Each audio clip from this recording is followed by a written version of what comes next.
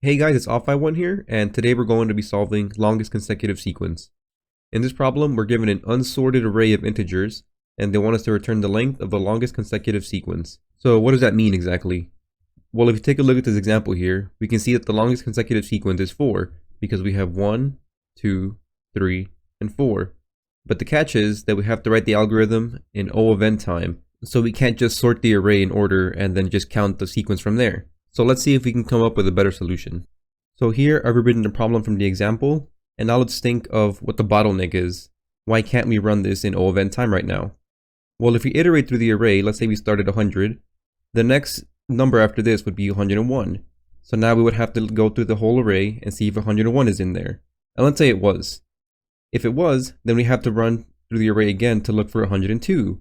And then we keep doing that until we can't find the number, and then we store that in some variable for the long consecutive sequence. But the problem with this solution is that it takes O of n squared time. The reason is because we have to run through the array once to find our current number, and then to find the next number in the sequence, we would have to run through the array again and see if it's in there. And we keep doing that until we eventually don't find the next number. So it seems like what's slowing us down is the fact that we have to look through the whole array to find the next number. So what if you could look up the number in constant time? Well, we actually can if we use a hash set. If we use a hash set to store all the values, let's say we start at 100 again, we can look up 101 in our hash set, and we can see that it's not there, so we can immediately just go to the next number because we know this is not the long consecutive sequence. And then if we look at 4, we want to look for 5 in a hash set to see if the number is there. And let's just go to this 1 here because we know that these two don't have any follow-ups. If we see 1, then we do see 2 in the hash set, so now our longest consecutive sequence would be 2. And from 2, we can look up 3 and see this also in the hash set. And from 3, we can look up 4. So if you can picture this already, it's like a graph problem.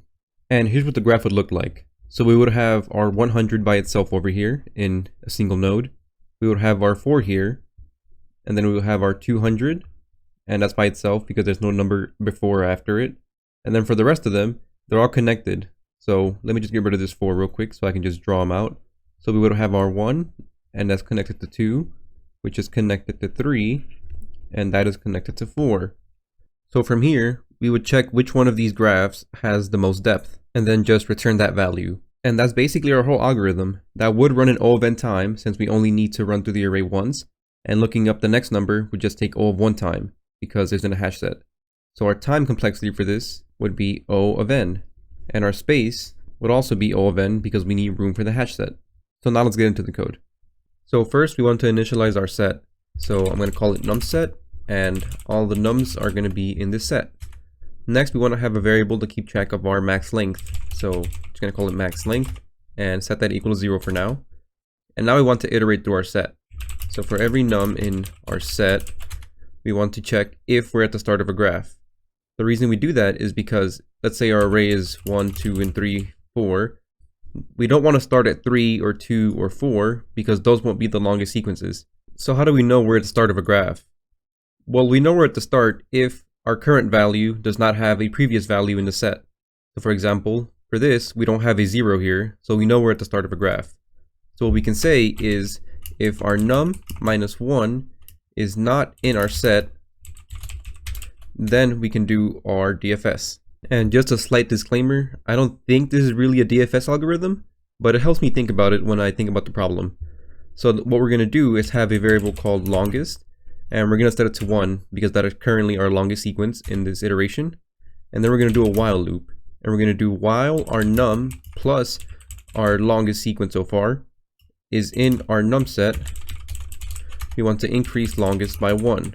So what we're doing here is taking our current number, so let's say we're at 1, and adding 1 to it for now, and we can see that 2 is in there.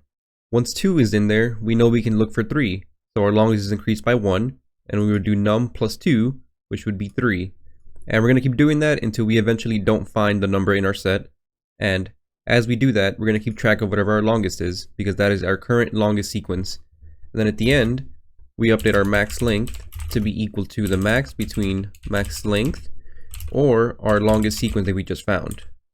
And then at the end, we can just return max length. And we get rid of this. And as soon as we do, we can just submit the code and that should work. So as you can see, this code is pretty efficient. And now I'll go through the code manually. So I'm just going to go over the same problem we've been going over. So let's start. To start, we want to initialize our set, which I've already done here. So you can check that off. And I've also initialized the max length to 0 here, so we're good there. So now we can iterate through every num in our num set. So let's start with 100, because that's the first one. And now we check, is 100 the start of a sequence? 100 minus 1 is 99, and we can see that that's not in our set, so that means that 100 is the start of a sequence. So now let's see. Longest is equal to 1, and now we do this while loop here. But there is no 101, so our longest would just still be 1. So our max length now is going to be 1. Okay, so now we go to the next number in the set, which is 4, and we check if 4 is the start of a graph. So let's see, 4 minus 1, that is 3, and that is in our set, so we just skip over that, and now we're at 200. Is 200 the start of a graph? Well, yes, because 199 is not in our set. So now we do this code here, and we can see that longest is still going to be 1, because there's no 201 in our set, so our max length is still going to be 1. Okay, so now we go to 1. Now let's see, is 1 the start of a graph? Well, let's see, 1 minus 1 is 0, and that is not in our set, so that is the start of a graph. So now we do this code here. Longest is equal to 1, and now we do num plus longest, so we check if 2 is in our set, and it is. And now we check if 2 plus 1 is in our set, which is 3, and we see that it is. And then we check if 3 plus 1 is in our set, and it also is, because 4 is right there. And now we do it again. Is 4 plus 1 in our set? No, because 5 is not in our set here, obviously. But now our max length is going to be 4, because we went from 1, 2, 3, and 4, so our longest is going to be 4. So we're going to update that. And now we move on to our next number in our set, which is 3. But we see that 3 is not the start of a graph, so we can just skip over that and go to 2. And we see that it's also not a start of a graph, so we skip that, and now we're done with our for loop. And at the end, we can just return our max length, which as you can see here is 4, and that is correct. If this video helped you in any way, please leave a like and subscribe. Thanks for watching, and I'll see you in the next video.